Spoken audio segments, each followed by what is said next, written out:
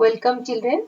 We are discussing the chapter Photosynthesis in Higher Plants. This is chapter 13 of class 11th Biology.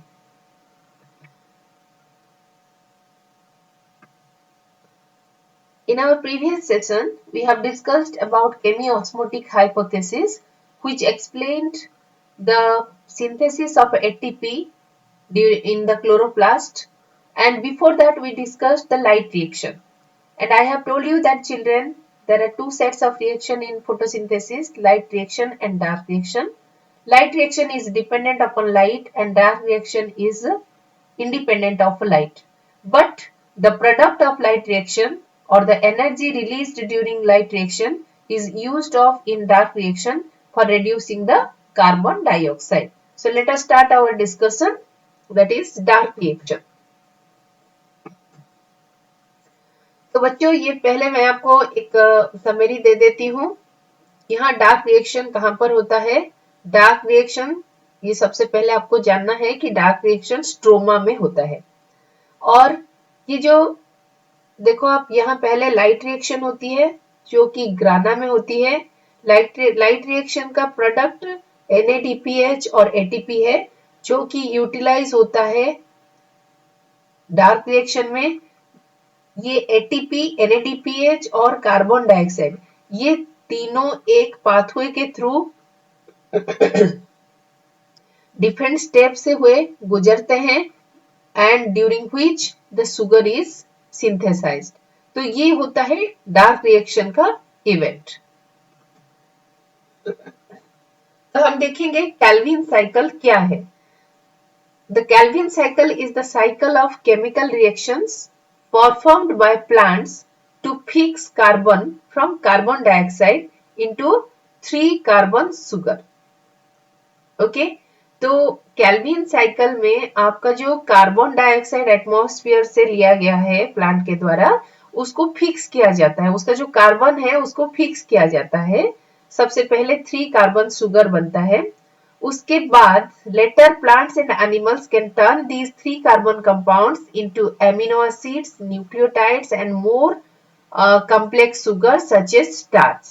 So बच्चों ये 3 sugar का carbon जो है ये 3 sugar का कार्बन मिलके 6 कार्बन वाला सुगर बनाता है जिसको हम ग्लूकोज बोलते हैं। तो या फिर हम डायरेक्टली बोल सकते हैं कि कैल्विन साइकिल में कार्बन डाइऑक्साइड फिक्स होके एक 6 कार्बन सुगर बनाता है। ठीक है। और यहाँ 3 कार्बन इसलिए दिया गया कि जैसे जैसे हम साइकिल पढ़ेंगे तो उसमें हम देखेंगे कि पहले 3 कार्बन होता है, फिर 3 कार्बन से 3 कार्बन कंपाउंड मिलके आपका 6 कार्बन कंपाउंड होता है। और वो किस तरह होता है, that is not a very simple process. हर एक 3 कार्बन कंपाउंड से एक कार्बन लेकर वो 6 कार्बन बनाता है, 6 कार्बन कंपाउंड बनाता है। उसके बाद प्लांट पहले शुगर बन जाता है, उसके बाद प्लांट उसी से amino acid, nucleotides and other compounds, biomolecules बनाता है। The process of carbon fixation is most new organic matter is created during this process, and the sugar created in the Calvin cycle are also used by plants for long-term energy storage, and the plant sugar can also become a source of energy for animals who eat the plant. आप जानते हो कि food chain में plant से animal में energy transfer होता है, लेकिन थोड़ी ना आपका एटीपी ट्रांसफर होता है, एटीपी ट्रांसफर नहीं होता। ये जो एनर्जी था हमारा एटीपी NADPH वो हमारा केमिकल एनर्जी में कन्वर्ट हो गया, शुगर में कन्वर्ट हो गया, और शुगर अभी स्टोर है। जब कोई दूसरा एनिमल इस प्लांट को खाता है तो उसके बॉडी में वो केमिकल एनर्जी जाता है। ठीक है। And the Calvin cycle is also sometimes referred to as the light independent reaction of photosynthesis, जो मैं पहले से आपको बता चुकी हूँ। Since it is not powered directly by photons from the sun, instead the Calvin cycle is powered by the ATP and NADPH, which are created by harnessing the energy from photons in the light dependent reaction. तो ये रहा the schematic of Calvin cycle. इसका हर एक step हम अभी पढ़ेंगे, step by step पढ़ेंगे। The Calvin cycle का 3 स्टेप होता है, जैसे आप यहाँ देख सकते हो। स्टेप 1 है कार्बन फिक्सेशन, स्टेप 2 है रिडक्शन और स्टेप 3 है रीजेनरेशन ऑफ स्टार्टिंग मॉलिक्यूल। तो इसमें सबसे इंपॉर्टेंट होता है एक एंजाइम की, जिसको कहा जाता है rubisco ribulose bisphosphate carboxylase oxygenase. Its full form is ribulose bisphosphate carboxylase oxygenase. ये एंजाइम की बहुत ही जरूरत होती है। और आप टिश्यू जो ऑर्गेनाइजेशन ऑफ लिविंग ऑर्गेनिज्म में, स्ट्रक्चरल ऑर्गेनाइजेशन में आप पढ़े हो कि rubisco is the enzyme which is abundantly present on the earth. ठीक है, तो चलिए बच्चों, तो अभी एक एक स्टेप हम डिस्कस करेंगे। सबसे पहला स्टेप है carbon fixation. In carbon fixation, a carbon dioxide molecule from the atmosphere combines with a 5-carbon acceptor molecule called ribulose 1,5-bisphosphate, that is RUBP। मैंने जिस एंजाइम के बारे में बताया था वो एंजाइम है।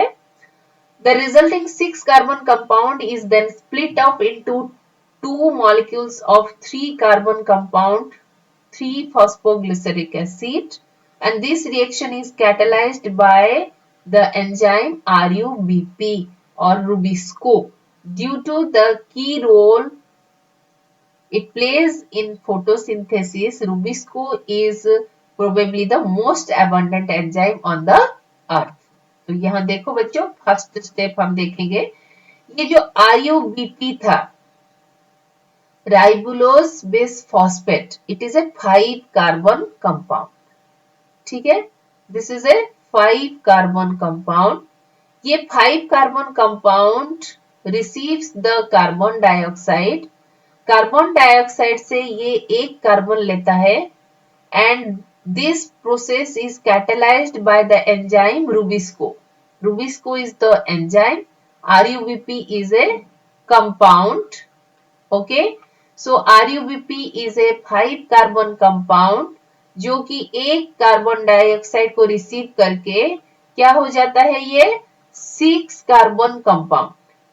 ठीक है, और उस 6-carbon कंपाउंड को यहाँ पर हमने नहीं दिखाया क्योंकि वो अनस्टेबल होता है और immediately after it's formation it breaks down to form 2 3-carbon compound। 2 3-carbon compound बनाता है और वो 3-carbon compound है 3PG है, PGA फॉस्फोग्लिसरिक एसिड। ठीक है, PGA का फुल फॉर्म है फॉस्फोग्लिसरिक एसिड। तो यहाँ पर बच्चों आप सोच रहे होंगे कि हमने 3 मॉलिक्यूल्स क्यों लिया, यहाँ 3 लिया। तो यहाँ हमने 3 मॉलिक्यूल ऑफ RUBP लिया, तो यहाँ पर भी हमने 3 मॉलिक्यूल्स ऑफ कार्बन डाइऑक्साइड लिया, ताकि 3 मॉलिक्यूल्स ऑफ 6-carbon कंपाउंड बनता है। और वो 6-carbon कंपाउंड 3 मॉलिक्यूल है, जब वो डिवाइड होके 3-carbon कंपाउंड में डिवाइड हो जाएगा तो कितना मॉलिक्यूल हो जाएंगे, 6 मॉलिक्यूल। तो अभी हमको 6 मॉलिक्यूल क्या मिला, 3-फॉस्फोग्लिसरिक एसिड। और यहाँ पर सबसे इंपॉर्टेंट क्वेश्चन आता है बच्चों, what is the first stable product और visible product in the Calvin cycle? It is the 3-phosphoglyceric acid which is a 3-carbon compound. That's why this pathway is also called C3 pathway. Very important children. तो यहाँ पर हमारा जो 6-carbon compound 3 था, 3 बना था, कैसे बना था, RUBP 3 RUBP के साथ 3 कार्बन डाइऑक्साइड मिलके बना था। अभी वो ब्रेकडाउन हो गया और 6 3-carbon कंपाउंड बन गया। ये हो गया आपका कार्बन फिक्सेशन। और who catalyses this reaction, rubisco ribulose bisphosphate carboxylase oxygenase. Okay, now next step is the conversion of this 3PGA into the glyceraldehyde 3-phosphate conversion of the phosphoglyceric acid into glyceraldehyde 3-phosphate. This is 3G3P यानी glyceraldehyde 3-phosphate. तो यहाँ simply इसका जो conversion हुआ है, ये 6 molecule था तो ये भी 6 मॉलिक्यूल हो गया। और यहाँ पर आपका क्या क्या यूज हो रहा है, 6 ATP यूज हो रहा है और 6 NADPH यूज हो रहा है। यहाँ एक क्वेश्चन आपको मैं पूछूंगी बच्चों, अगर हम यहाँ पर एक कार्बन लेते हैं और एक RUBP लेते हैं तो यहाँ कितना मॉलिक्यूल प्रोड्यूस होगा, 3 मॉलिक्यूल प्रोड्यूस होगा, सॉरी 2 मॉलिक्यूल्स प्रोड्यूस होगा। अगर 2 मॉलिक्यूल्स प्रोड्यूस होगा तो यहाँ कितने ATP यूज होंगे, 2 ATP यूज होंगे और 2 NADPH यूज होंगे। ठीक है, ये कैलकुलेशन जानना बहुत जरूरी है। और ये NADPH और ATP यूटिलाइज होके आपका 3PGA कन्वर्ट हो जाता है ग्लिसरल्डिहाइड 3-फॉस्फेट में, जो कि एक 3 कार्बन कंपाउंड है। तो यहाँ कितना मॉलिक्यूल प्रोड्यूस हुआ, 6 मॉलिक्यूल। अभी इसमें इस 6 मॉलिक्यूल से एक जो now it will divide into the 2 components और क्या हो जाता है आपका 5 मॉलिक्यूल ग्लिसरल्डिहाइड 3-फॉस्फेट रीजेनरेशन के लिए यूज हो जाता है और एक मॉलिक्यूल ग्लिसरल्डिहाइड 3-फॉस्फेट ग्लूकोज का आधा बनाता है। ठीक है, तो ये जो स्टेज है रिडक्शन, रिडक्शन इसलिए कहा जाता है क्योंकि यहाँ पर NADPH का जो हाइड्रोजन होता है वो हाइड्रोजन फॉस्फोग्लिसरिक एसिड को रिड्यूस करके ग्लिसरल्डिहाइड 3-फॉस्फेट बनाता है। अभी ये जो 6 मॉलिक्यूल ग्लिसरल्डिहाइड 3-फॉस्फेट है वो 6 मॉलिक्यूल से 5 मॉलिक्यूल यूज हो जाते हैं for regeneration of the starting molecule जो था हमारा RUBP बनाने के लिए चले जाते हैं। और उसमें से एक मॉलिक्यूल मतलब 3 कार्बन कंपाउंड एक यूज हो जाता है ग्लूकोज बनाने के लिए। तो ग्लूकोज में तो 6 कार्बन कंपाउंड है ग्लूकोज, तो हमको ऐसा कितना चाहिए, 2 मॉलिक्यूल चाहिए। 2 मॉलिक्यूल के लिए हमको कितना RUBP चाहिए, 6 RUBP चाहिए और 6 कार्बन डाइऑक्साइड चाहिए। ठीक है, और यहाँ 12 3PGA बनना चाहिए और यहाँ 12 ग्लिसरल्डिहाइड 3-फॉस्फेट बनना चाहिए। लेकिन ये स्टेप बाय स्टेप बनता है। ठीक है, तो ये रहा आपका रिडक्शन फेज। अभी रिडक्शन के बाद what is the next phase, regeneration of the starting molecule. Starting molecule क्या था, RUBP। तो यहाँ और एक इंपॉर्टेंट क्वेश्चन आपको आता है बच्चों, what is the carbon acceptor in C3 pathway या Calvin cycle? The carbon dioxide acceptor is RUBP. Okay, तो अभी इसमें से 5 मॉलिक्यूल जो है 5 molecule G3P that is glyceraldehyde 3-phosphate। अभी इसमें कितने कार्बन है, 5 मॉलिक्यूल है यानी 15 कार्बन है। ये 15 कार्बन फिर से बन जाएंगे, क्या बन जाएंगे आपका 5 कार्बन वाला कंपाउंड, 3 5 कार्बन वाला कंपाउंड बन जाएंगे। और इसमें यूटिलाइज होता है 3 ATP, क्योंकि यहाँ 3 बन रहा है तो 3 ATP यूटिलाइज हो जाता है। तो there are 2 sites where ATP are utilized and only 1 site where NADPH is utilized। तो इस तरह का अगर 2 साइकिल होगा तो आपका एक ग्लूकोज मॉलिक्यूल बनेगा। लेकिन अगर हम एक RUBP और एक कार्बन डाइऑक्साइड लेते हैं तो इस तरह का हमको कितना साइकिल चाहिए होगा, 6 साइकिल चाहिए होगा। तो इस तरह आप बच्चों अगर हम एक कार्बन मॉलिक्यूल लेते हैं तो यहाँ एक RUBP लेंगे और यहाँ 2 3PGA बनेगा और यहाँ 2 ATP यूज होगा, 2 NADPH यूज होगा, 2 आपका 2 ग्लिसरॉल्डिहाइड 3 फॉस्फेट होगा, उसमें से आपका जो एक कार्बन वो कंट्रीब्यूट करेगा, एक कार्बन कंट्रीब्यूट करेगा, तीन कार्बन के बजाय वहां पर एक कार्बन को कंट्रीब्यूट करेगा फॉर ग्लूकोज फॉर्मेशन, और बाकी जो 5 कार्बन चले जाएंगे आरयूबीपी बनाने के लिए। ठीक है, तो इस तरह क्योंकि ये एक कार्बन को कंट्रीब्यूट कर रहा है ग्लूकोज बनने के लिए, तो इस तरह हमको 6 साइकिल चाहिए। लेकिन यहाँ पर हमने 3 कार्बन डाइऑक्साइड लिया तो हमको 2 साइकिल से एक ग्लूकोज बन जाएगा। ठीक है, तो ये सारे स्टेप्स का एक्सप्लेनेशन यहाँ पर दिया हुआ है। रिडक्शन ऑलरेडी मैं बता चुकी हूँ, रिडक्शन में क्या होता है आपका 3PGA is converted into G3P glyceraldehyde 3 phosphate, जिसके लिए रिडक्शन के लिए हाइड्रोजन चाहिए, that is provided by NADPH, और जो एनर्जी चाहिए that also comes from ATP and NADPH, and this process is called reduction process.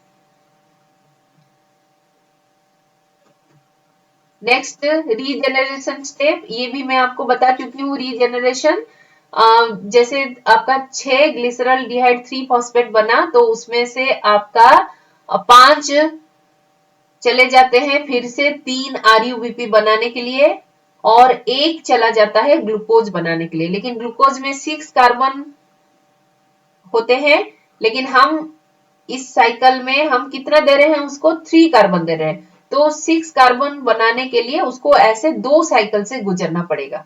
ठीक है, तो अभी देखेंगे, ये फिर से हमने दे दिया है साइकिल, और ये सारा हमने सारा स्टेप आपको यहाँ पर समझा दिया है। अभी कैल्विन साइकिल का प्रोडक्ट्स क्या है। Each turn of the Calvin cycle fixes one molecule of carbon that can be used to make sugar.